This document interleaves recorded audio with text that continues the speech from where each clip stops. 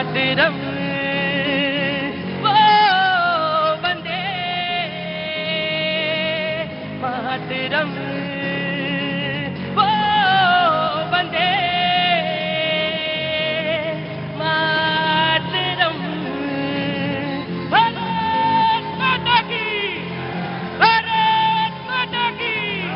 बहुत बहुत धन्यवाद। बहुत बहुत शुक्रिया, थैंक यू सो मच। एक बार आपका फिर से स्वागत है भैया जी कहीं में। तमाम सारे लोग जो आज यहाँ शो में मौजूद हैं उन सब का एक बार फिर से बहुत बहुत स्वागत है।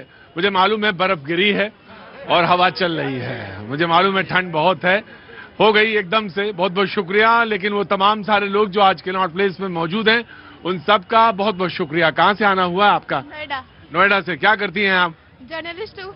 जर्नलिस्ट हैं। बहुत बहुत शुक्रिया, थैंक यू सो मच।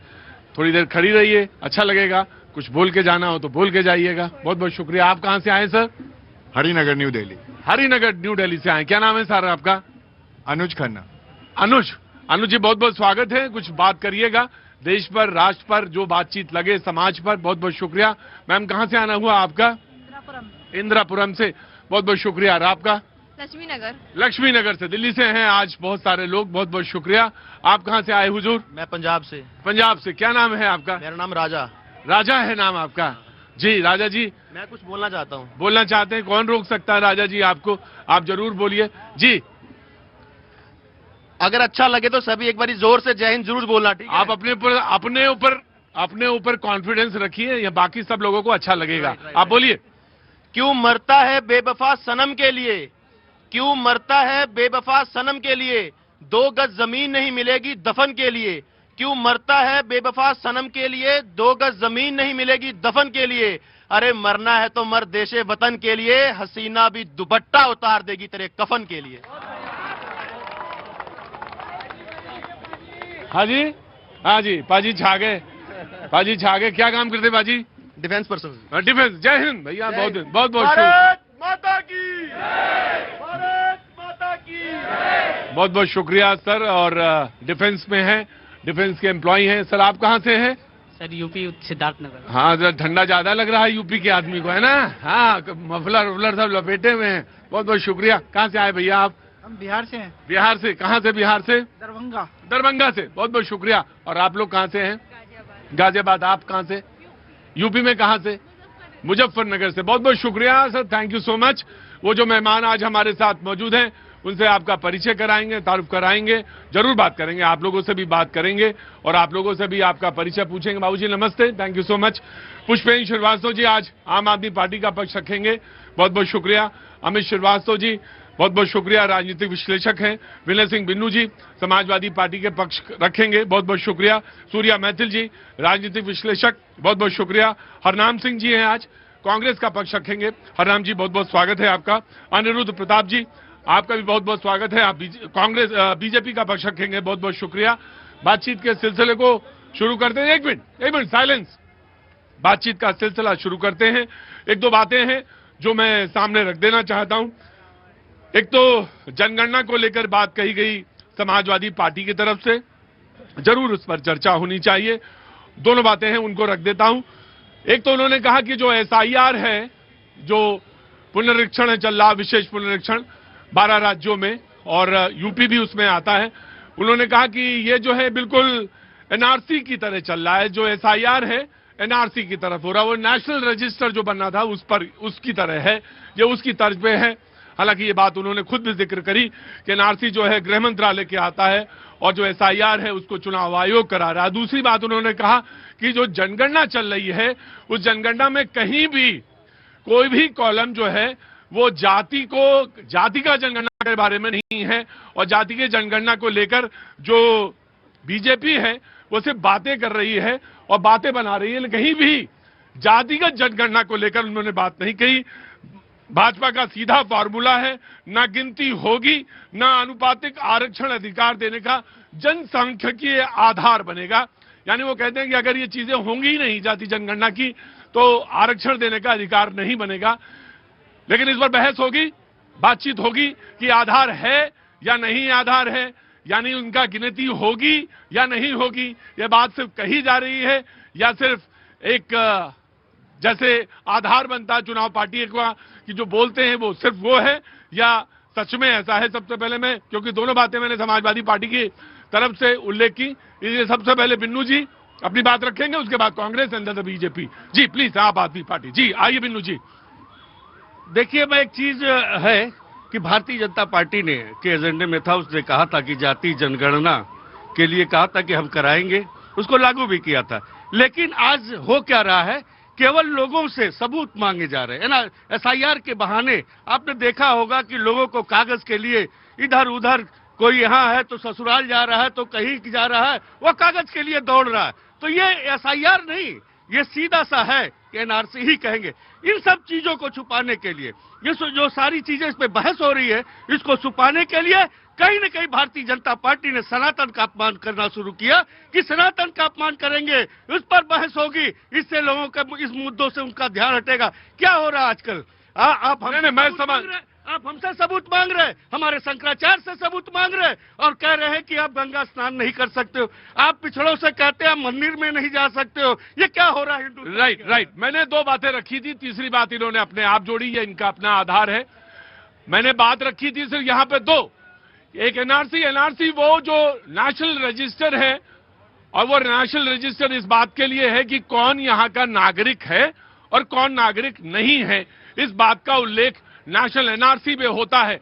लेकिन तीसरी बात इन्हें आजकल बड़ी चिंता है, और वो ये है कि सनातन की बहुत ज्यादा चिंता। मैं आ रहा हूं, मैंने दो बातों पे डिबेट रखी, तीसरी बात आपने जोड़ी तो मुझे पूरा अधिकार है, और पूरा अधिकार यह है कि इनको ये लग रहा है कि सनातन का बहुत सारा अपमान हो रहा है, और ये सीधे तीसरी बात लेकर माघ के मेले में डुबकी लगाने पहुंच गए। ठीक है, ये आपका है ना, तीसरा आपने माघ मेला जोड़ दिया।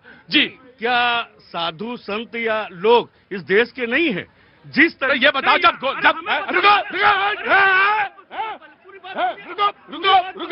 रुको, मैंने दो बातें रखी डिबेट की, तीसरी बात इन्होंने जोड़ी, और जब तुमने गोली चलवाई तब नहीं हुआ।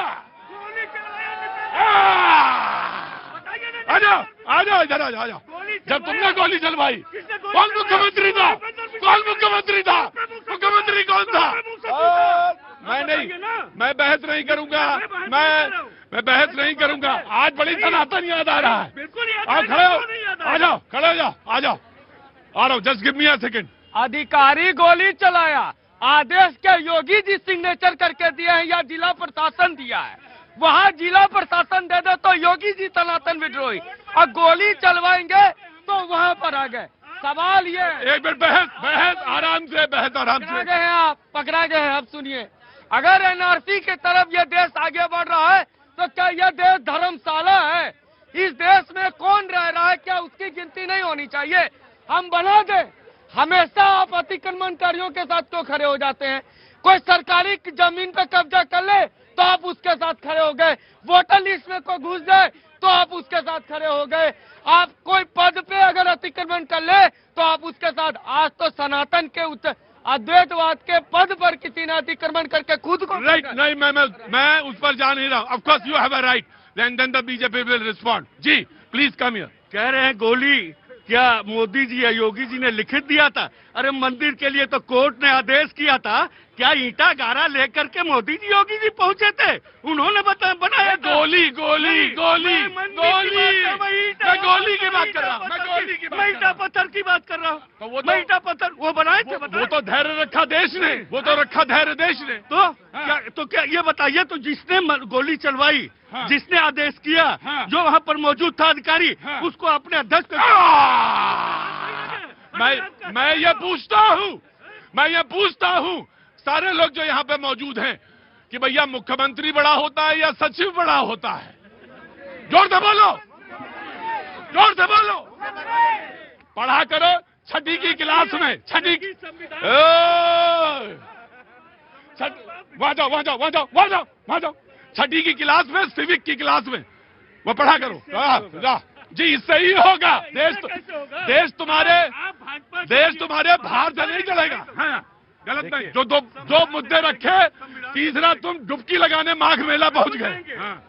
देखिए, जैसे ये इनका झूठ पकड़ा गया। ऐसे अखिलेश यादव जी बार बार झूठ बोलते हैं। अखिलेश यादव जी पूरा पूरा विपक्ष झूठ बोलता है, जैसे संविधान बचाने आप जवाब दीजिए कि जातिगत जनगणना को आपने हटाया, ये कहते हैं, उसी पे आइए, बहस पे आइए, इनकी तरह डुबकी मत लगाइए। कि नहीं लगा रहा हूं मैं, उसी पे टू द पॉइंट बात करूंगा।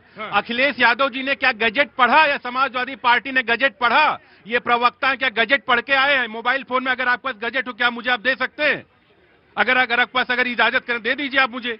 नहीं, मैं अपना गजट क्यों दे दूं आपको? आप आपके पास मोबाइल हो, बताइए हमें। अब अगर आपके पास हो तो अगर आपके पास है तो आप दे दीजिए। मैं दे दूंगा जी, आप दीजिए गजट का। मोबाइल अलाउड नहीं है। मोबाइल इसलिए मैं दिखा, अगर मुझे आप बोलिए, मुझे मालूम है, आप बोलिए मुझे। 12 नंबर पॉइंट पे आइए, 12 नंबर पॉइंट पे आइए, 12 नंबर पॉइंट में खोल देता हूँ। लेके आइए आप गजट। मैं 12 नंबर, अरे मुझे मालूम है 12 नंबर पॉइंट। क्या परिवार का मुखिया अनुसूचित जाति, अनुसूचित जनजाति, अन्य से संबंधित है? ये 12वां पॉइंट है। अब ये 12वां पॉइंट बता दीजिए कि इसमें पूछा जा रहा है जाति की नहीं पूछा जा रहा? अरे काहे को झूठ बोल रहे हैं? गोली जैसे आपने चलवाया तो उस पर नहीं आप चुप होकर बैठ जाएंगे? नहीं। और मुलायम सिंह यादव जी ने अपने बहू के प्रचार में ऑन रिकॉर्ड कहा था, लोकसभा का प्रचार था, ऑन रिकॉर्ड कहा था, जरूरत पड़ता तो मैं 2-4 को और मरवा देता, मुसलमानों को और कितना किया जाए। मुसलमानों के लिए मैंने तो यहां तक कर दिया कि उन लोगों को कहा भैया 70। बहस में रहिए, बहस में रहिए, आप बहस में रहिए, बस उनके चक्कर में डुबकी ना लगाइए। नहीं, चक्कर में नहीं, जो बता रहे हैं उन्होंने, मुलायम सिंह यादव जी ने पार्टी फाउंड के समाजवादी पार्टी, उसके मुखिया रहे हैं, जिसको छीन के अखिलेश यादव जी चीफ मिनिस्टर बने। उन्होंने कहा था कि मैंने कहा कि मेरठ में भर्ती हो रही, भैया 70% मुसलमान होने चाहिए। ये इनका, यही अखिलेश यादव जी कहते हैं कि जब गौशाला से बदबू आता, अखिलेश यादव जी यादव कुल के हैं, फिर भी वो कहते हैं मुसलमानों को खुश करने के लिए गौशाला से बदबू आता है और जहां बकरे कटते हैं वहां खुशबू आता है।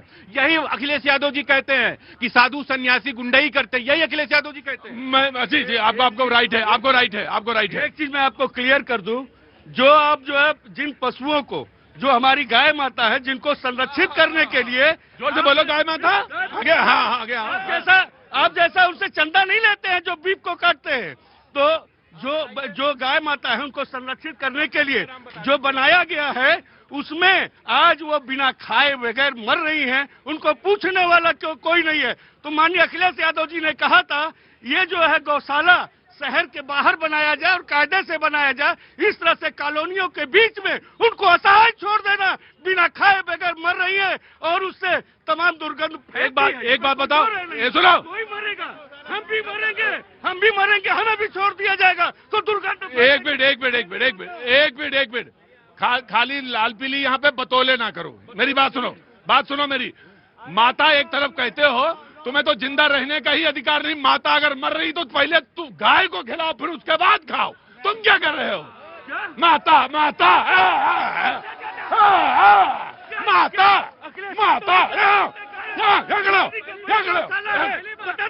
मुझे मालूम है।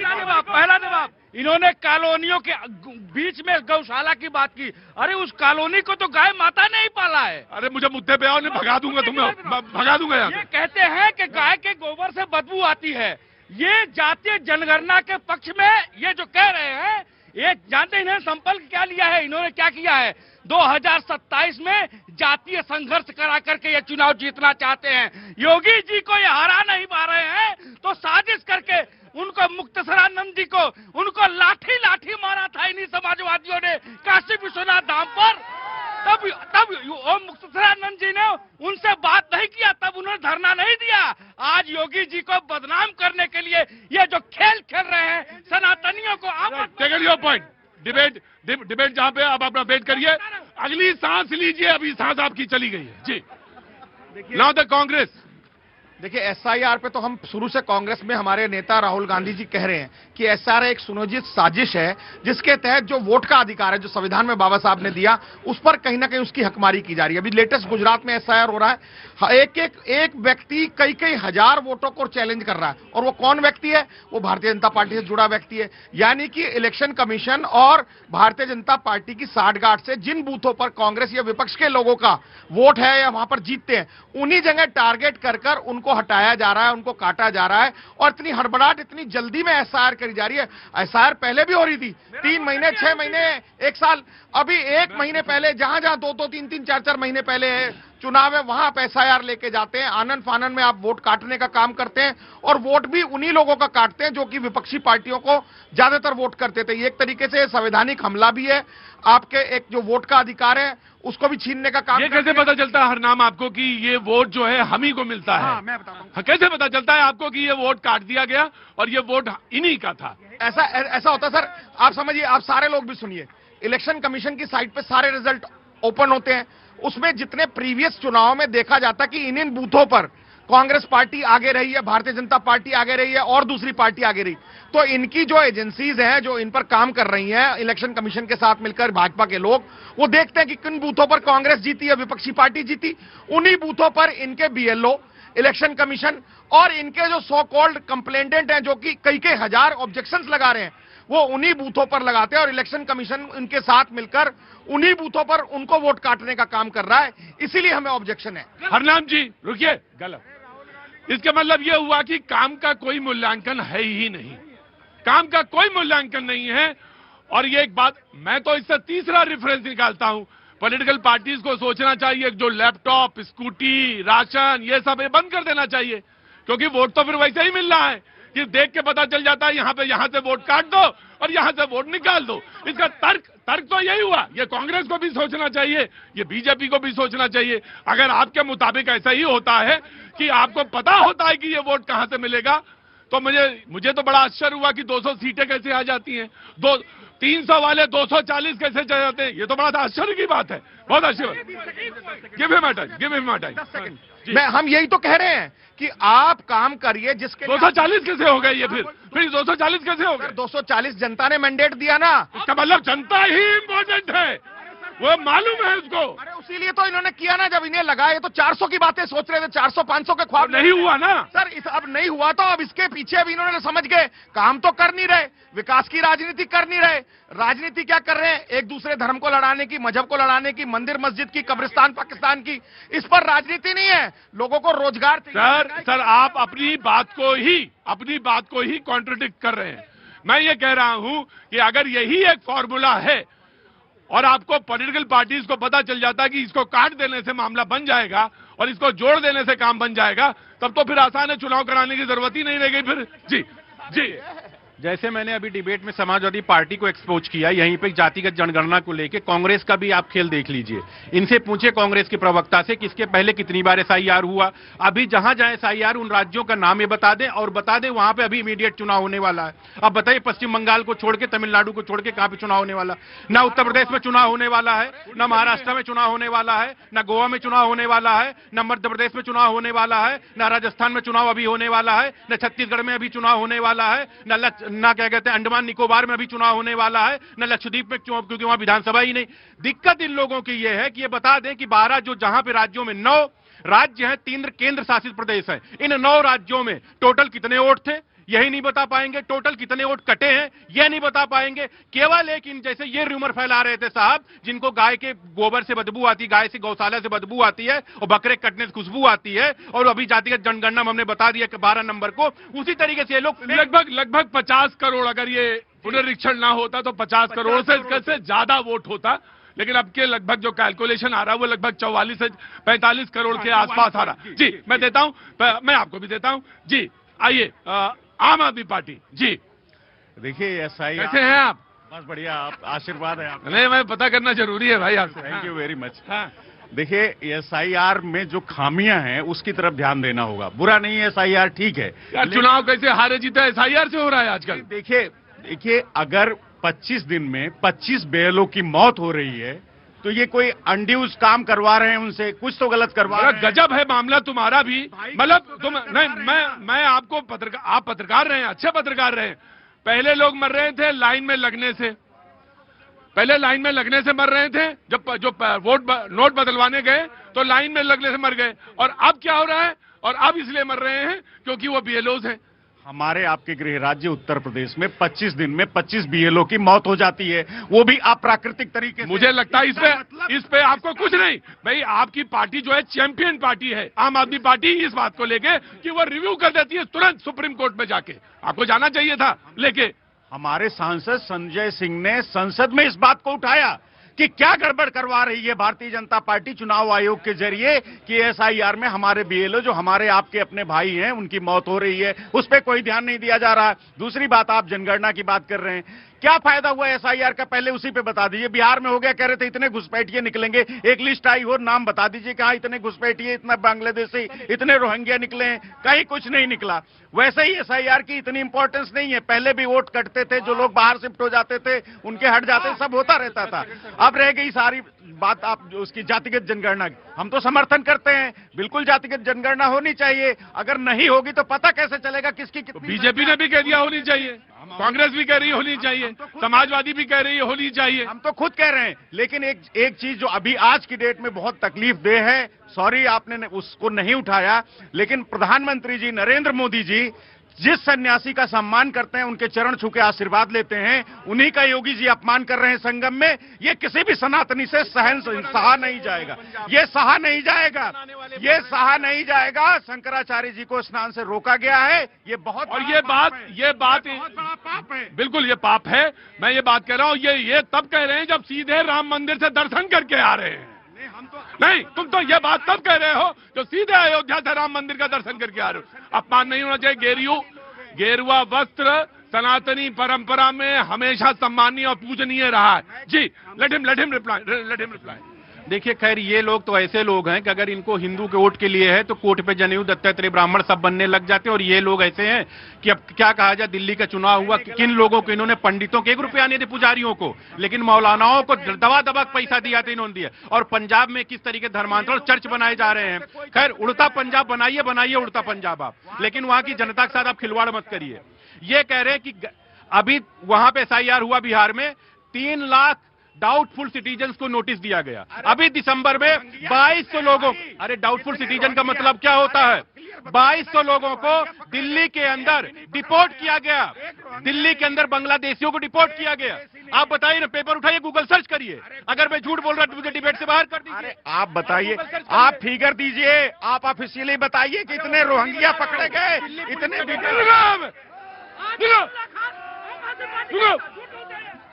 धन्यवाद प्रतीक जी। पहले तो आपको और पूरे देश को भारत माता की जय, वंदे मातरम। सबसे पहले तो अभी आपके सामने बोला इन्होंने कि एसआईआर में कोई फायदा नहीं है, पूरे देश के सामने बोला। मैं इनको कुछ बातें बताना चाहता हूं कि एसआईआर जो है वो इस देश की आत्मा है, इस देश के जो नींव है वो लोकतंत्र पे है, और लोकतंत्र जो है वोटर लिस्ट से चलता है, उसका शुद्धिकरण होना अत्यंत आवश्यक है। मैं आपको 2-3 उदाहरण दे रहा हूं।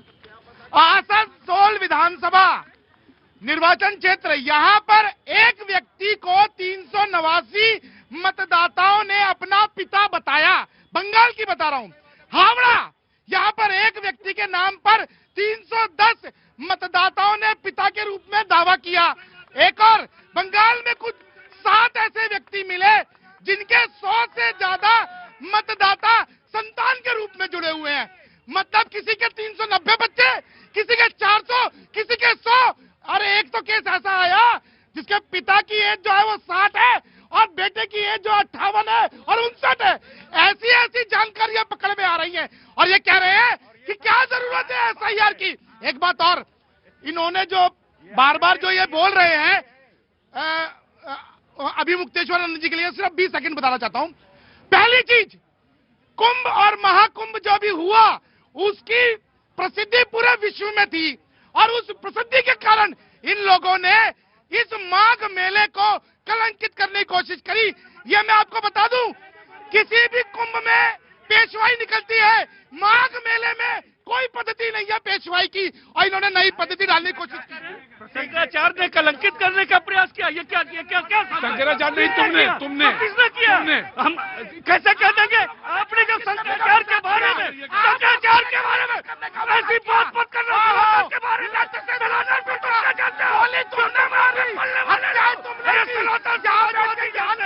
समाजवादी मारने वाले no, this is not the way. नहीं, आप जाइए, उधर जाइए, आप जाइए। मुझे सब एक मिनट,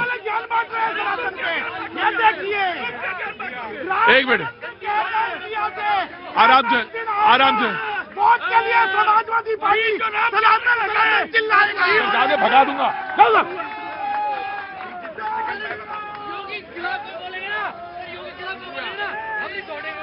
नहीं नहीं नहीं, क्या हो गया आपको? क्या हो गया?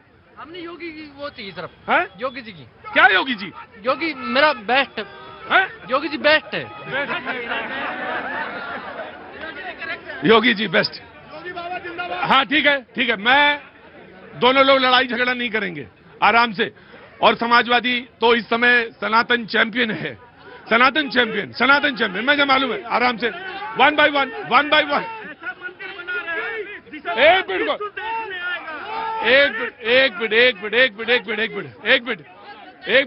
मैं मंदिर पे बहस नहीं कर रहा था। मैंने ना राम मंदिर का उल्लेख किया, ना मैंने मंदिर का उल्लेख किया। समाजवादी पार्टी ने सबसे पहले कुंभ का, सबसे पहले माघ मेले का उल्लेख किया। शंकराचार्य, सनातन, मंदिर। अब तो मंदिर बना रहे हैं, आप कह रहे हैं। तो आप काहे मंदिर लाते? डिबेट है, ये मंदिर क्यों लाते हो? मंदिर क्यों लाते हो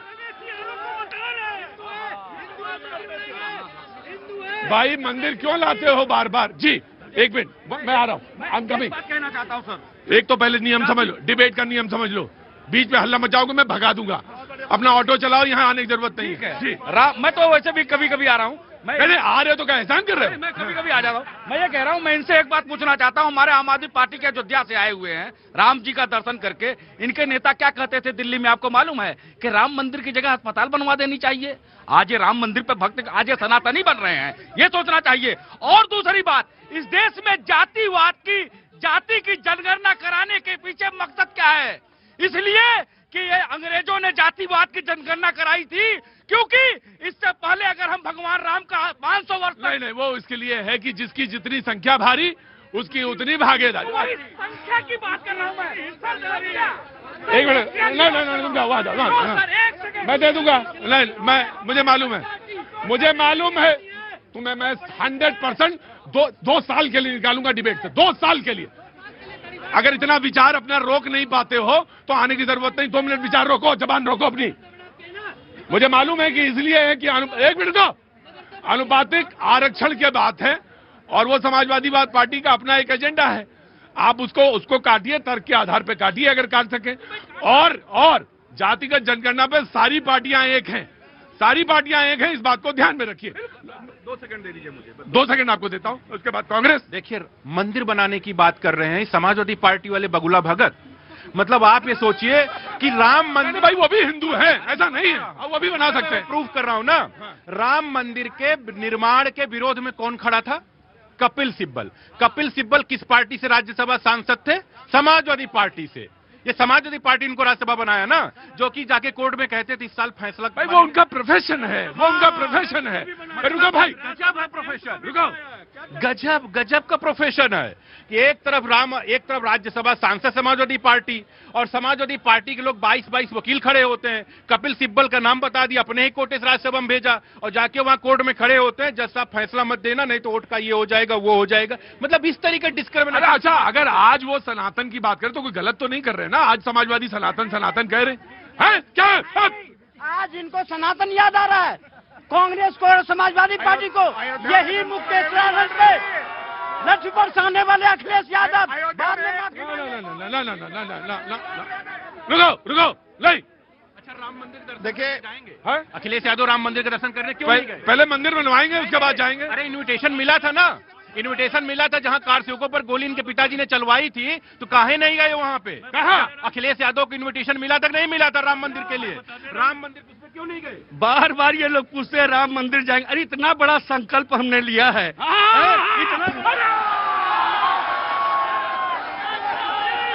भारत माता की। चेहरा उधर दिखा, चेहरा देखो। चलो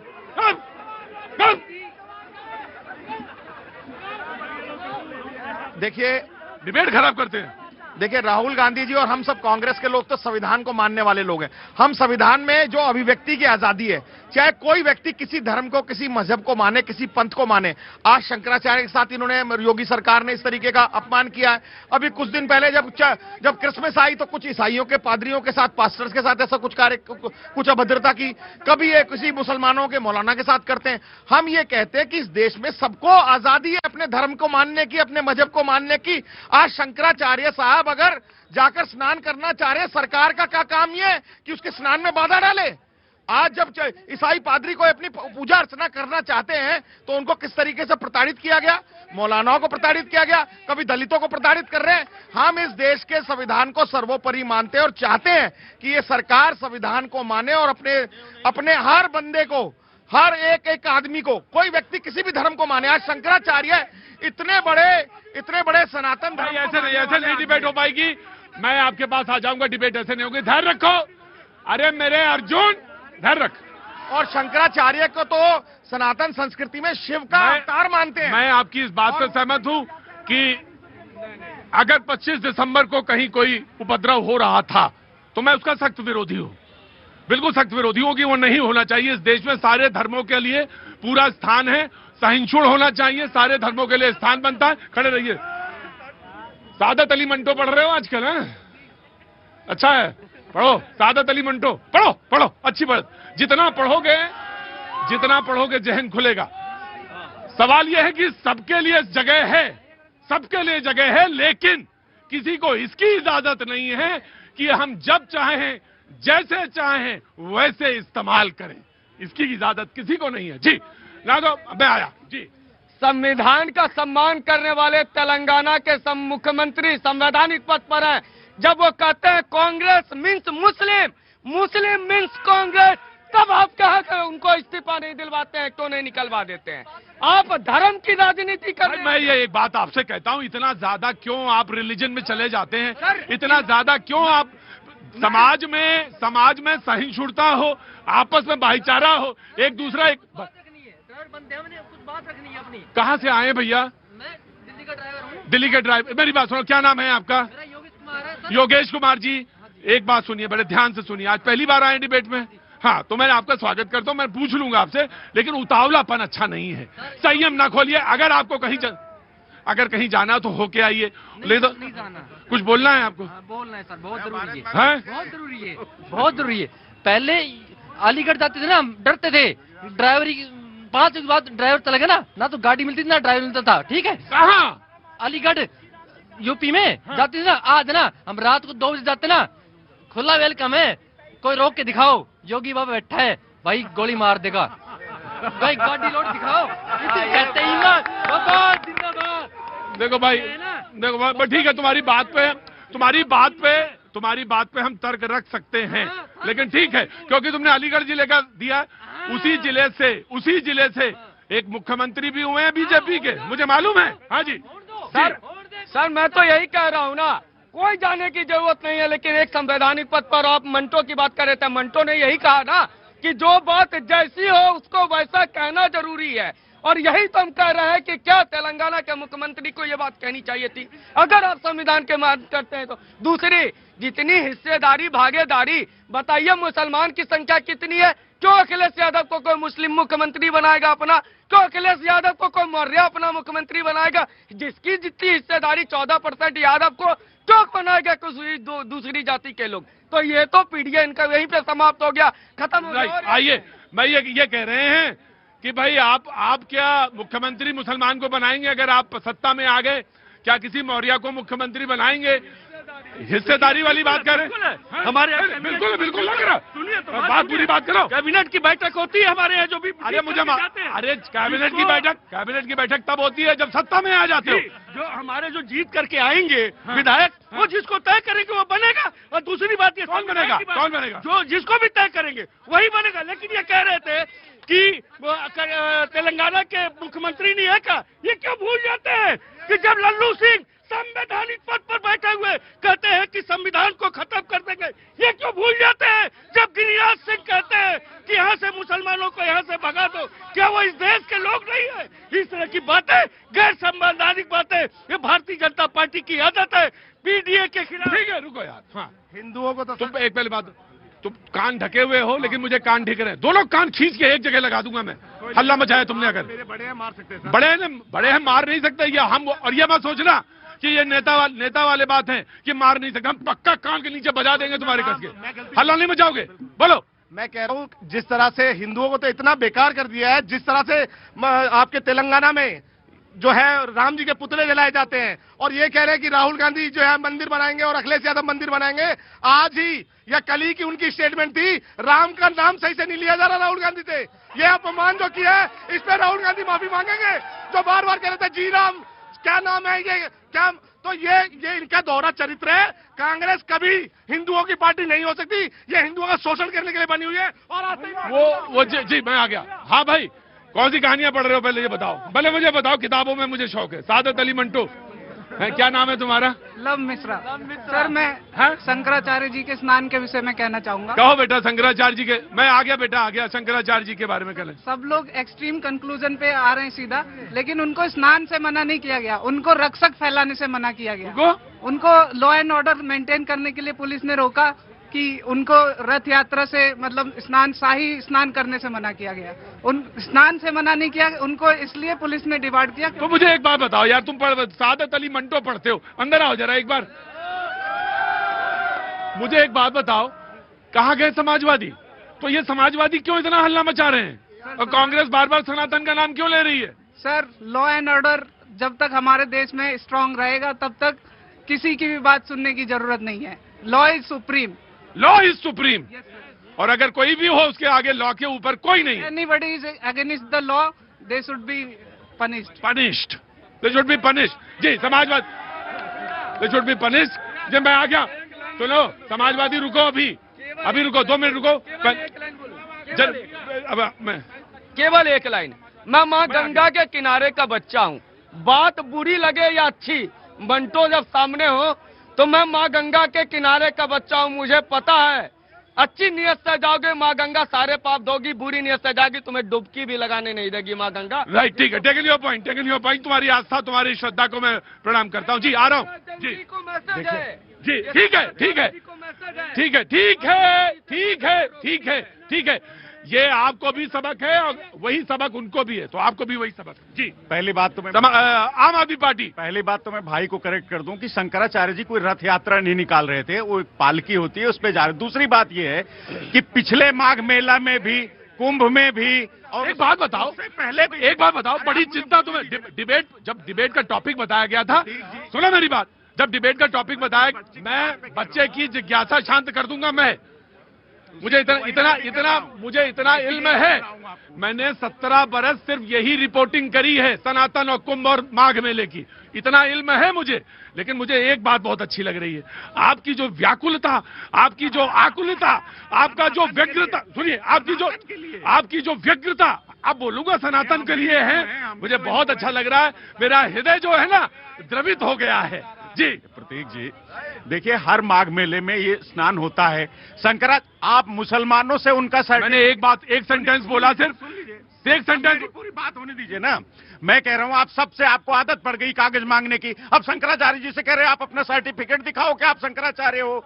मोदी जी जाकर के वहाँ पे जी बोलो भैया, क्या नाम है आपका? मेरा नाम सर्वजीत चौबे है। कहाँ से आना हुआ? मैं सोनभद्र यूपी से आया हूँ, जहाँ आप गए थे रेणुकूट में। रेणुकूट तुर्रा, हाँ जी, जो भारत का एकमात्र ऐसा जिला है जो 4 राज्यों से लगा हुआ है। मैं ये कहना चाहूँ 27 का चुनाव आ गया है, इसलिए कांग्रेस और सपा को जो है सनातन हिंदू मंदिर याद आ रहे हैं, और अगर ये चुनाव नहीं होता तो इनको कुछ नहीं याद आता। और ये निश्चित है, जो योगी जी की लॉ एंड ऑर्डर व्यवस्था है या शंकराचार्य जी की जहां तक बात है, योगी जी बात करके ये सारे मामले निपट जाएंगे। अगर चुनाव ना रहता अभी 27 में तो ये ऐसा बवाल कुछ होता ही नहीं। और फिर 2027, भाई एक बात सुनो, तुम विपक्ष तो ये कह रहा है कि ये इसलिए आप जैसे कहते हैं सनातन और ये सारी चीजें समाजवादी पार्टी और कांग्रेस को याद आ रही, कांग्रेस कह रहा है आपको SIR इसलिए याद आ रहा है क्योंकि चुनाव है।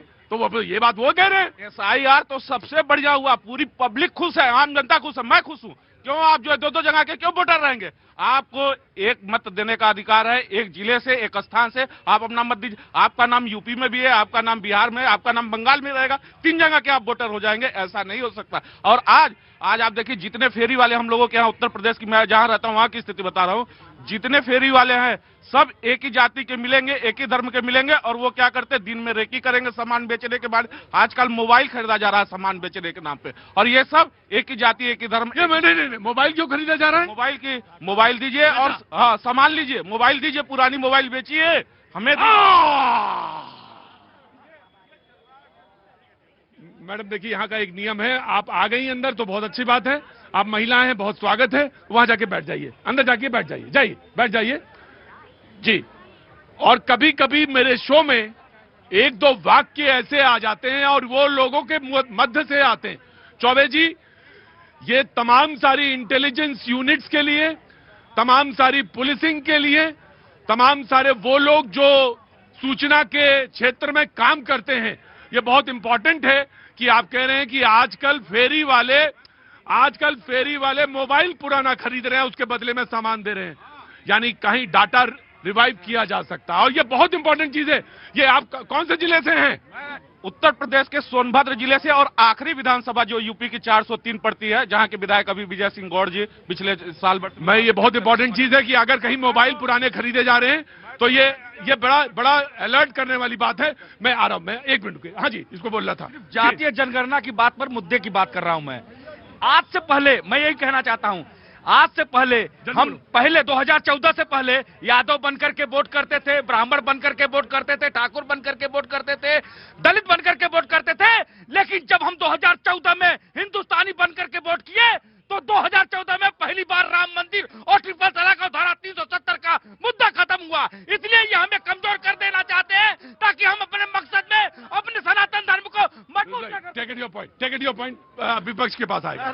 इनकी बातें सुनकर तो ऐसा लग रहा है 2014 के बाद ही देश बना है, 2014 से पहले तो देश ही नहीं था। अरे भैया, देश को बांटने की राजनीति धर्म के नाम पर, जाति के नाम पर, भाषा के नाम पर, बोली के नाम पर, प्रांत के नाम पर हमेशा भाजपा ने कमजोर की है। और भाजपा का एजेंडा ये है कि देश में हमेशा सांप्रदायिक ताकतों को बढ़ाएं, मजहबी लड़ाई कराएं और राज्यों की लड़ाई कराएं। हम ये देखिए, कांग्रेस को और विपक्ष को पता नहीं क्यों ऐसा लगता है जब हिंदुओं की पागल हो गई, इलाज करवाएंगे तुम्हारा भी। जब हमेशा हिंदुओं की बात आती, सनातन की बात आती, तो ये एक शब्द बड़ा बढ़िया आपने बोला कि जैसी जरूरत होती वैसा ये लोग उपयोग कर लेते हैं। इंदिरा गांधी जी की गोलियां नहीं याद हैं जब गौ भक्तों पर गोली चलाई गई थी पार्लियामेंट के सामने? सोनिया गांधी का वो प्रण नहीं याद है जब कांची कामकोट के शंकराचार्य को बाहर बाल खोज के निकाला गया था, जेल के अंदर डाला गया था? इनको पालघर के साधुओं का नहीं अत्याचार इनको याद है कि जब उनको गोलियों से भूना गया था, पब्लिक ने मारा था, इन्हीं की सरकार थी वहां पे, उद्धव ठाकरे की सरकार, और ये कांग्रेस वाले मिलकर बने हुए थे। और उद्धव ठाकरे आपके साथ है ना, अब तो हो गए ना वो क्या कहते हैं मुस्लिम हृदय सम्राट। ये लोग जब बात करते हैं ना तो बड़ा अजीब सा लगता है कि जैसा जो होता है ना, किसी ने कहा जाता बगुला भगत, कि जब देखो तब उस तरीके से। दूसरी चीज, बार बार संविधान की बात करते हैं। अरे भैया, SIR का जो हुआ था ये तो नेहरू जी के टाइम से हुआ था, ये तो संविधान ने ही अधिकार दिया 1900। समाजवादी पार्टी आओ, वेरी क्विक। अभी ये कह रहे थे कि कौन कह रहा था? अरे हमारे वो मित्र हैं। कौन मित्र? अमित, छोटे भाई हमारे, अमित छोटे भाई हैं। हाँ। कह रहे थे अभी मुक्तेश्वरानंद जी महाराज के लिए बोल रहे थे कि उनको लॉ एंड ऑर्डर के लिए सतुआ महाराज जो आजकल नए महाराज, वो बोल रहा था वो नागरिक वहाँ का कौन सा सर्टिफिकेट, कौन सी पढ़ाई करके आए हैं? अरे एक बात आप शंकराचार्य महाराज के लिए कहेंगे, वो सारी चीजों को पार करके। मैं एक बात ध्यान रखना, तुम वही गलती कर रहे हो, तुम वही गलती कर रहे हो कि पार्टी को कहते कहते राष्ट्र को बोलने लगते हो। सनातनियों को मत लड़ाओ, या खड़ो, सनातनियों को मत लड़ाओ। मैं कतई नहीं लड़ा रहा हूँ, ये तो महाराज जी लड़ा रहे हैं। किसी को कालनेमी बोल रहे हैं, किसी को कुछ बोल रहे हैं। कालनेमी कहता है किसको है? सत्ता के लिए गेरुआ पहन के जो जनता से खर्च करता है। देखिए, पहले तो ऐसा है कि आप जब से देख रहे हैं कि सनातन पे ही कह रहे हैं, दूसरे मुद्दे पे भी चर्चा होनी चाहिए, लेकिन जब सनातन पे चर्चा हो रही तो अभी मुक्तेश्वरानंद जी जो है, मानिए कोई आप कह रहे हैं कि वो पालकी लेकर जा